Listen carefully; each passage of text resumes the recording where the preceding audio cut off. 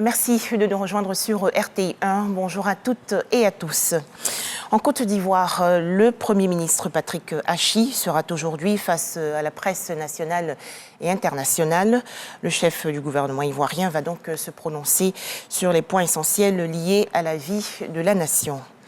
Toujours en Côte d'Ivoire, 6 forages hydrauliques ont été construits à Froznan, dans la région nord-est du pays, par le Bureau national d'études techniques et de développement, le BNET. Ces infrastructures ont été inaugurées il y a quelques jours par Jean-Claude Kouassi, le ministre-gouverneur du district autonome de la vallée du Bandama. On fait le point dans ce reportage de Boubacar Silla et Soro Corona de RTI Bouaké. L'approvisionnement des populations en eau potable, une réelle préoccupation à Froznan, région du Hambol. Bien que desservis en eau par la Société de distribution d'eau du Côte d'Ivoire, plusieurs ménages de la commune et des villages environnants manquent d'eau. La plupart des forages d'eau réalisés dans la localité sont hors d'usage. C'est si on venait de se coucher pour attendre l'eau là.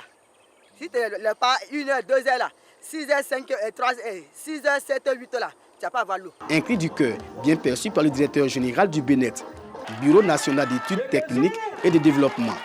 Kinapara Koulibaly, fils et cadre de Froznan, offre ainsi 6 forages d'eau potable.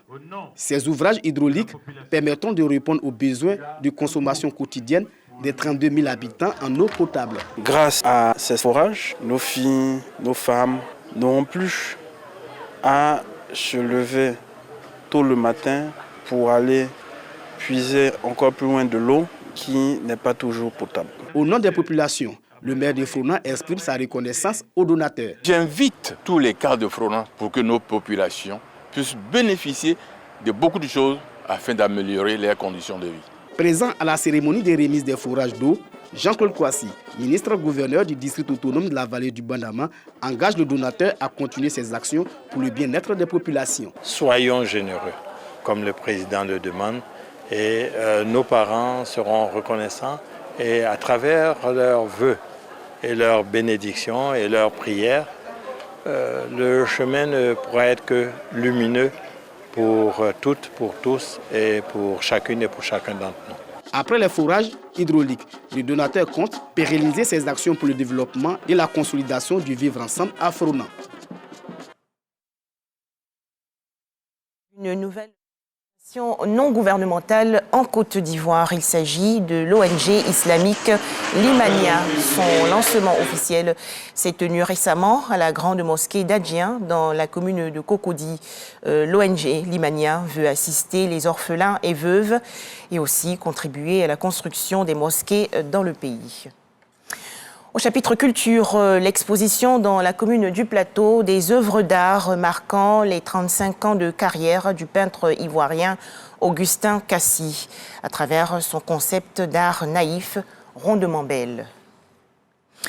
Toujours en images, l'actualité hors de chez nous. Au Mali, le lancement de la révision de la liste électorale 2022. À noter que des partis d'opposition réclament la suspension du processus. Aux États-Unis, au moins 5 personnes ont été tuées et 18 autres blessées dans la nuit du samedi 19 au dimanche 20 novembre lors d'une fusillade dans une discothèque LGBT à Colorado Springs. Le suspect a été blessé par les forces de l'ordre. Enfin, drame en Indonésie, à Jakarta, un tremblement de terre a secoué aujourd'hui des bâtiments de la capitale. À noter près de 20 morts et 300 blessés. Voilà, merci de nous avoir suivis. Plus de détails dans le journal de 13h.